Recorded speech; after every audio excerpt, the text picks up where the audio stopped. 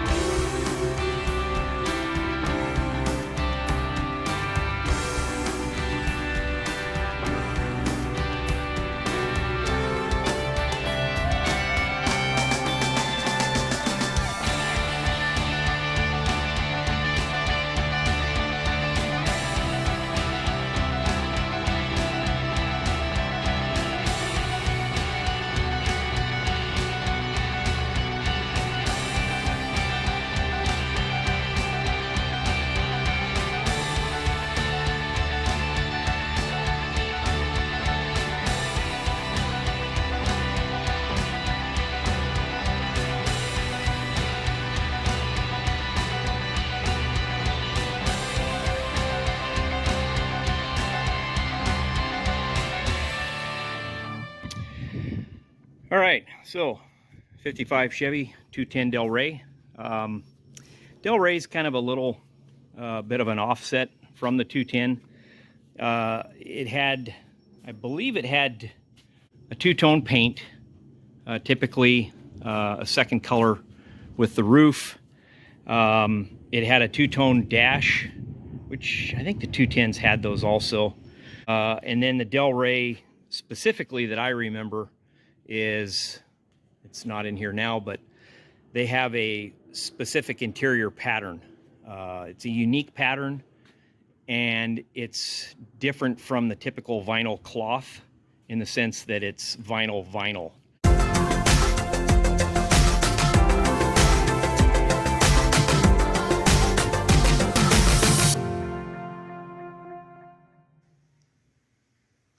So this is the floor that I got for the Delray.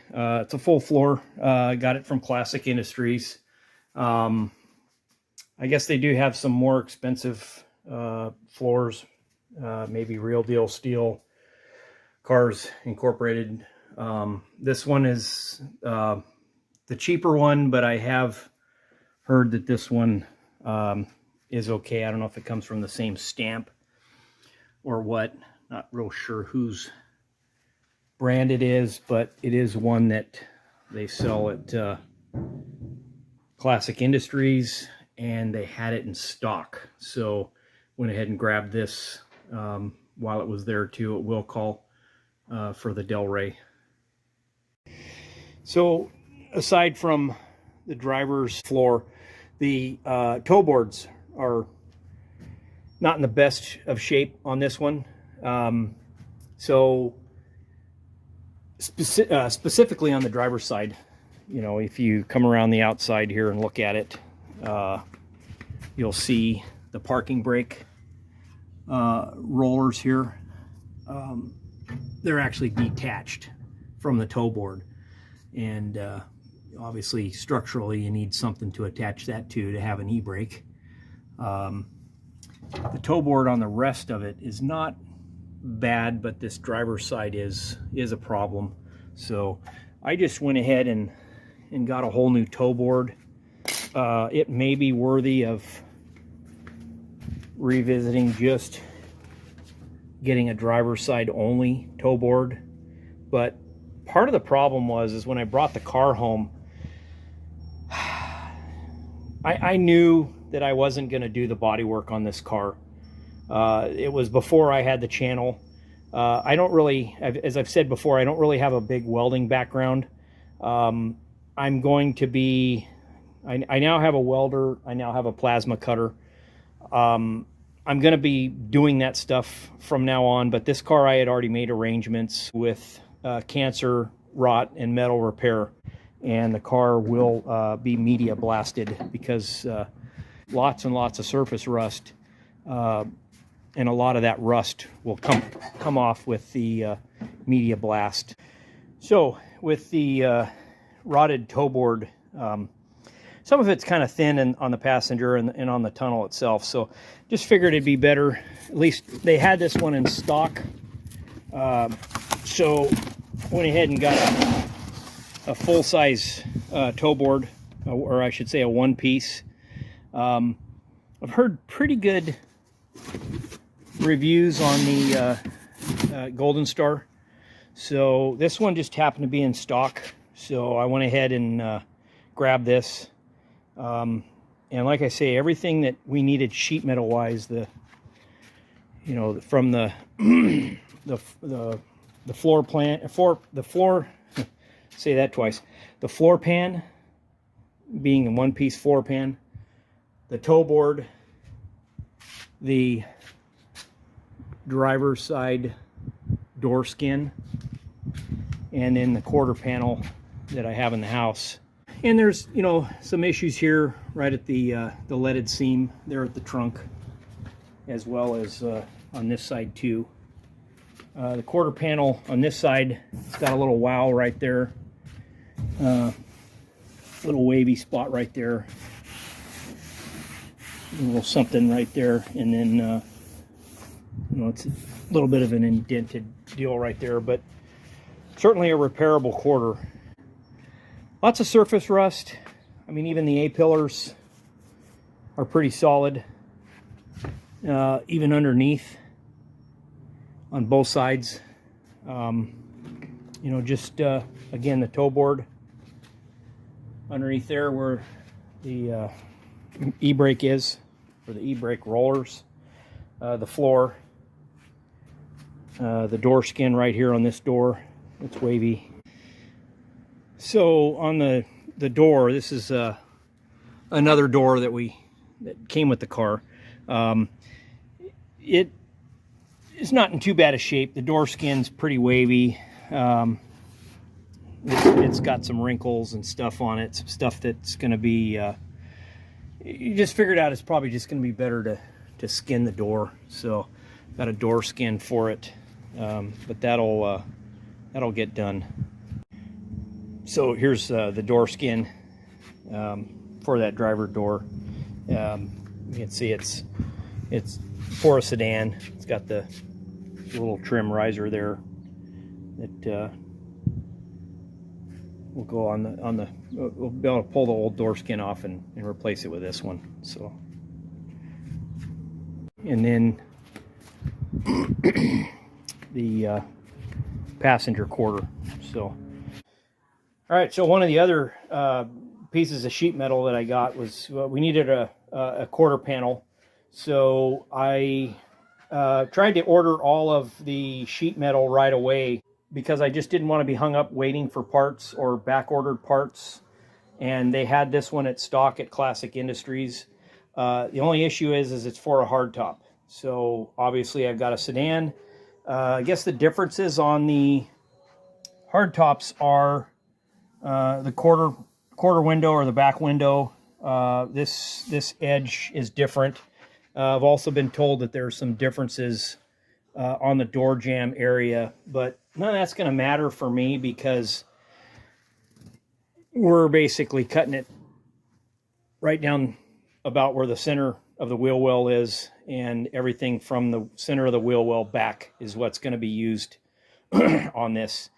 Obviously, I have this in the house, but this is a big, expensive piece, and it needed to be put somewhere where it's out of the way and not going to get damaged. So.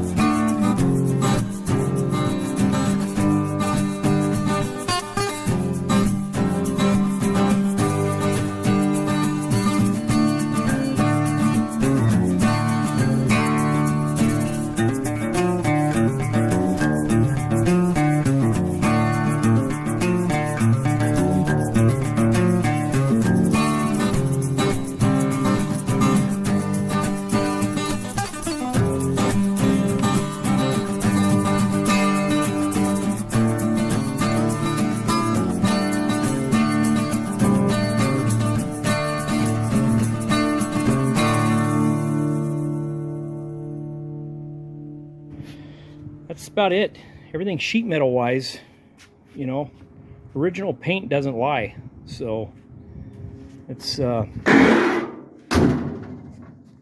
pretty solid door.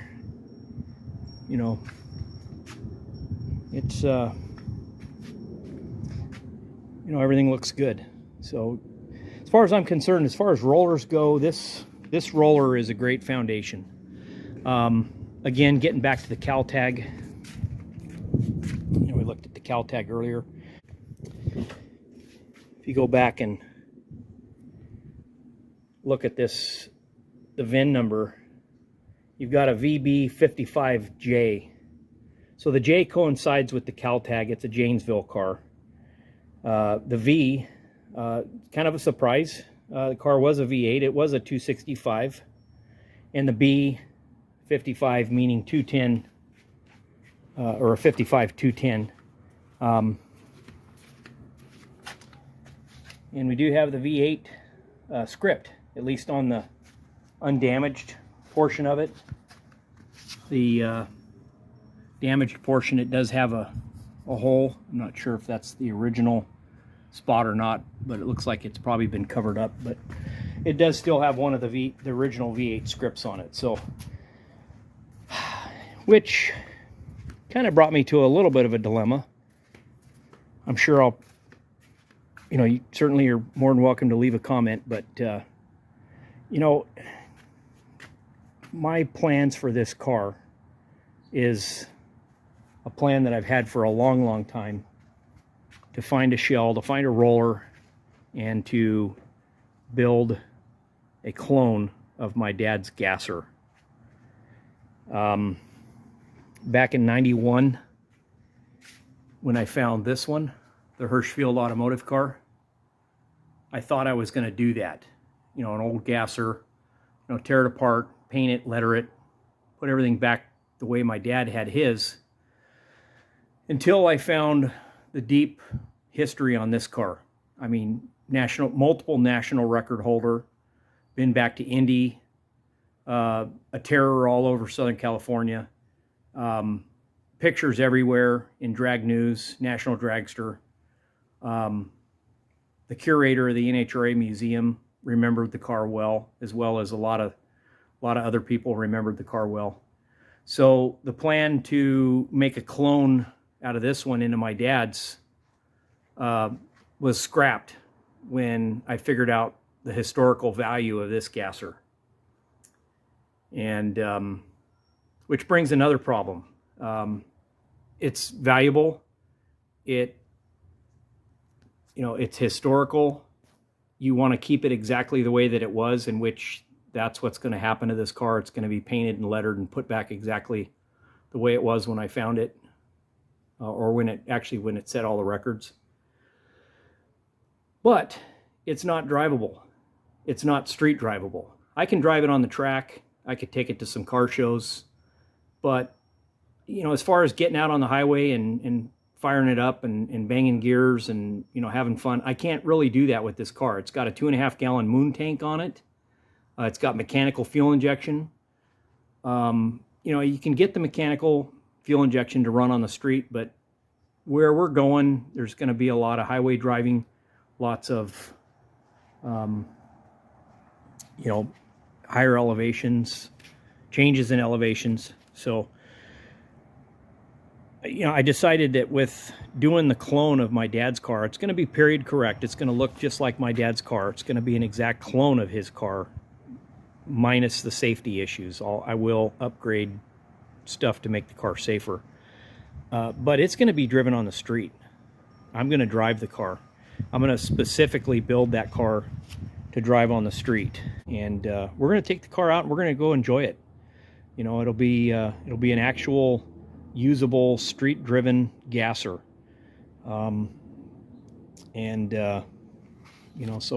I'll have this one that I can have fun with, maybe take it to the drag strip, and then I'll have this one, the historical car, that will be taken to the drag strip as well as taken to some of the real big gasser shows, because a lot of people remember that car. But we're going to get back on this original plan to build a clone of my dad's, and we're just looking forward to it. So that's all I got.